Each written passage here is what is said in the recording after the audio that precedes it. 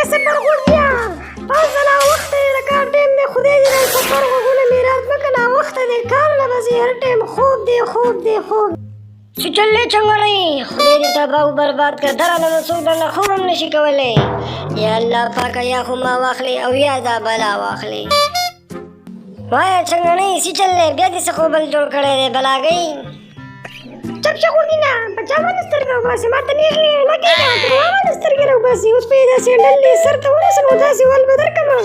ښه بس دی بس که چپ که اوس خامخ دې ورک شي لاړم درنه زه لاړ شم څه به راوړم یا خدایه پاکه ستا په در کې خو کمی نشته دی دا دومره مبارکه میاشت او د دعاګانو د قبلېدو ټایم دی خدایه پاکه یا ما د دې بلا نه خلاص کوي یا دا بلا واخلې پاگل خو بیا نن د ځان سره څه ګور کوي ګوره چې ډېر غوسره یې ته ورېږه چې تپوس دې وکړمه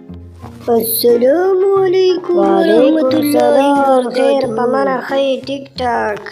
هلکه پاګله زما خیال دې جوړې روجې راکېستې کو نه یاره بس یاره په منه صبح درته ویمه بس خو د هغې یو بلاګۍ نه تنګ راغلی یم یاره مازغې راله خراب کړه که څه طریقه درلودل یاره د دې نه مې خلاص کړه هلکه پاګله داسې ښکلې طریقه راځي او بله ورځ یو حکیم لیدلی وم یو سا خوراک وي دا چې پې وخوري ښځه به درنه مکمل د پلار کله لاړه شي یاره بس په منه خو سم زبردست کار دی وکړو ورځمه چې د مخې سره یې پیسته وخورم اورې ورغلم السلام علیکم یا ښځې چېرته یې چنګاڼۍ روغون ته کې یم چېرته وایي نورې بیا مې وهلي ګورې لکه دا سفر غوږونه دې مې راچ څه چلې وایه بس که ښځې ډېرې خبرې راته نن مه کوه نن مې درله یو داسې شي راوړی خبر خو نه یې که نه د یو حکیم صاحب نه مې راوړی و چې دا څوک کله وڅکي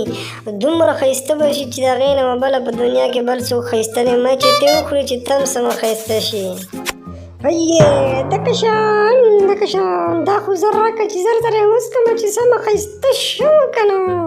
ښځې دا واله خو ګورې یو ګوټ دې هم پرې نه دی غونډ ګیلاس ټول په یړ وڅکه ګورې ښه بیخي پرې نه دی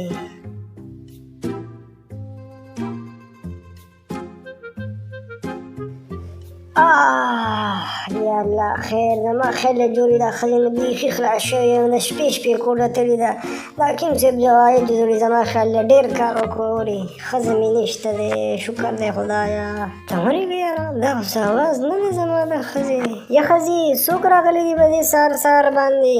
سړیه بهر راوځه دا مې مور راغلې ده نن نه بس به دا زمونږ کار دلته کې اوسېږي خدایه پاکه ما خو یې د ښځې نه به خلاص شوه جوړې د حکیم صاحب دوایي الټه شوه د هغې خو راپسې مور هم راغله